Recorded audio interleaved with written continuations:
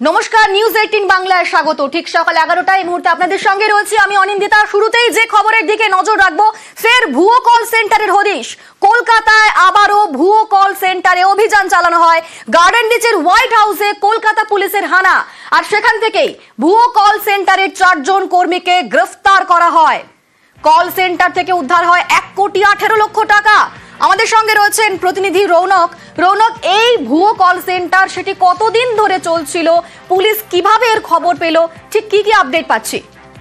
দেখো, একেবারেই এই গার্ডেন ডিস্ট্রিক্টের অন্তর্গত আয়রন গেট রোডের পাশে হোয়াইট হাউস নামে একটি বিল্ডিং থেকে পুলিশের গোয়েন্দা বিভাগ গতকাল রেড করে এবং জানা যায় বেশ কিছু বছর ধরে এই 4 ব্যক্তি এই কল সেন্টার চালাচ্ছিল এবং গোপন সূত্রে খবর পেয়েই কলকাতা পুলিশের গোয়েন্দা বিভাগ এই হোয়াইট হাউসে রেড করে প্রায় 1,18,00,000 নগদ টাকা এবং বেশ কিছু সোনার গয়না উদ্ধার হয়। শুধু তাই নয়, বেশ কিছু ল্যাপটপ সহ নথিপত্র উদ্ধার করে। বেশ কিছুদিন ধরে এরা প্রতারণার চক্র চালাচ্ছিল এবং তার ফাঁদে কিন্তু বহু সাধারণ মানুষ পড়েছিল। পুলিশের কাছে নির্দিষ্ট অভিযোগও যায় এবং তারপরই গোয়েন্দা বিভাগ তৎপর হয়। গোপন সূত্রে খবর পেয়ে গতকালকেই কিন্তু এই হোয়াইট হাউস বিল্ডিং এ তারা অভিযান চালায় এবং প্রায় 1,18,00,000 টাকা নগদ উদ্ধার করে। ইতিমধ্যে এই ঘটনার জেরে 4 জনকে গ্রেফতার করা হয়েছে। আজই তাদেরকে আদালতে তোলা হবে। বেশ, ধন্যবাদ।